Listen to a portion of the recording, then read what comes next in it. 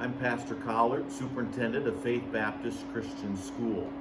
I want to continue with our back to school plans.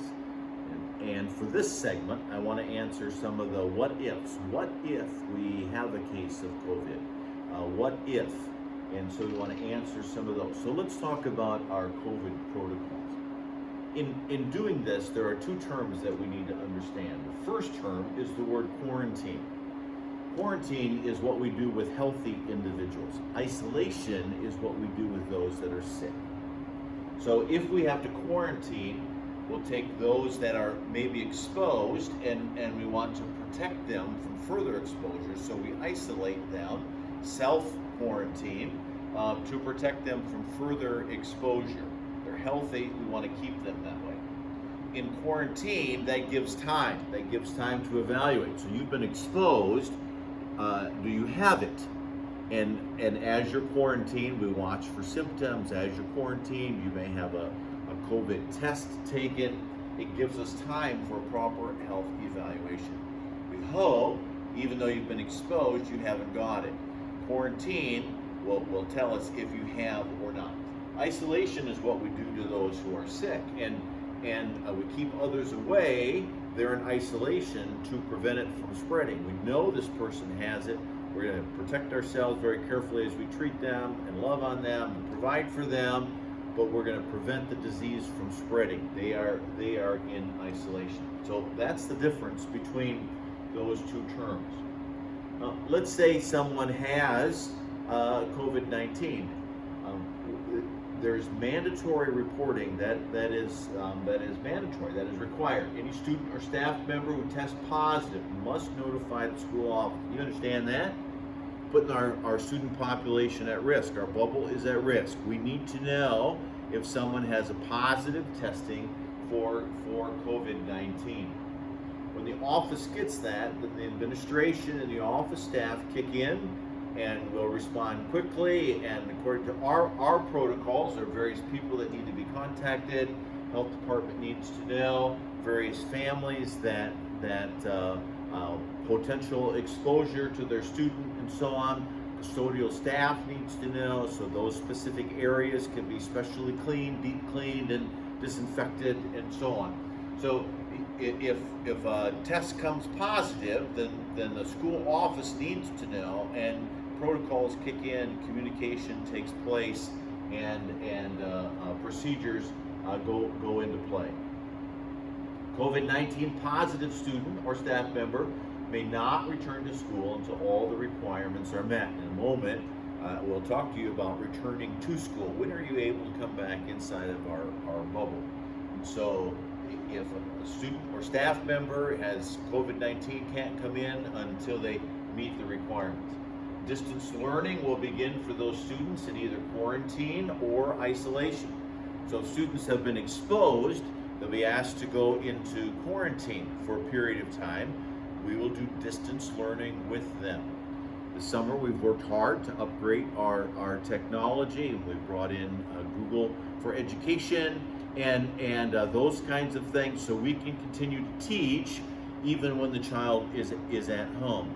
We're not dependent upon outside videos or other sources. We're using the Google Learning System, and we will continue to be able to teach. COVID positive, they're in isolation, and when they feel up to it, they'll be able to jump right into the classroom instruction online or through the video, through distance learning. And so when they feel capable of doing that and feel healthy enough, they can get into the classroom system with the technology that we've advanced this summer and we've put into place. Well, when can a person return to school? If a class or a bubble has been determined that they need to be in quarantine, when can they return to school? Someone has positive COVID-19. When can they come back to school? Well, our health policies apply the 24-hour rule. This is pretty standard. This is something we've been doing for a long time. We say that a child who has a fever can't return to school until they've been 24 hours fever-free without medication.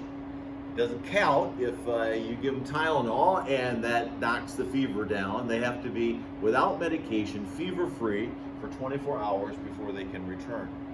If they've been sick, vomiting, for example, they have to be 24 hours from that. Sometimes it's a sign of intestinal distress or the flu. Sometimes we just, something didn't settle right. 24 hours without vomiting, and they're permitted to come back to school. Same thing with the lice situation. The lice is determined. We have that on occasion. The lice has to be treated, and the person has to be 24 hours nit-free before they can return. And so those are our general health policies, the 24-hour rule, and we follow that, continue to follow that. If there's confirmed COVID exposure, so someone with COVID-19 and we've been in the proximity of them, we've had close contact with them, that's called exposure. There's a 5-day quarantine. Okay, so if you've been exposed, we want you to step out of the bubble and self-quarantine for 5 days and give us a negative COVID test reading. So if you've been exposed, you ought to go, if there have no symptoms, in a day or two, you ought to go get a test, and then with 5 days of quarantine and a negative COVID test, you can return. Or if you don't want the COVID test, 10 days of quarantine with no symptoms. And so if you can go 10 days without symptoms, you've had exposure, but you've been 10 days without any symptoms, then you're declared healthy and able to return to school. What are you doing in the meantime while you're in quarantine? What are you doing? Well, you're doing distant learning. Okay, distance learning, and we have the technology in place to be able to do that. If there's a confirmed COVID-19 situation, there are two styles, symptomatic and asymptomatic. Symptomatic, you have 10 days of isolation from the onset of symptoms. So when you first start showing symptoms, you've got 10 days of isolation, and you must be 48 hours symptom-free before you can come back. Not just 24, but 48 hours, 2 days, without any symptoms at all. At least 10 days of isolation and 2 days symptom-free. And so that's our standard for returning to school. Now, if you're asymptomatic, in other words, you've been tested and you've been declared to have COVID, but you're not showing any signs, there's still the 10-day from the time of the positive test date. And you have to continue with no symptoms. Okay, and so if you have it, the test says, yeah, you've got it. Okay, you have to be isolated for that period of time. And as long as you don't show symptoms after 10 days, you can be returned, or a negative test result. In conclusion, we partner with families, and so we're dependent on cooperation of our families. Different than a public school. Okay, you pay good money to educate your children. We appreciate that. We value your trust, and we're trying to protect. We need your help in doing that. I think we can work well together. Under these guidelines, we can conduct school in a safe manner. We're convinced of that. So what if the government says public schools, you got to shut down and so on? As long as we can conduct school in a safe manner, we'll continue to do so. So we're open for 5 days in-person learning as long as we're able to accomplish it.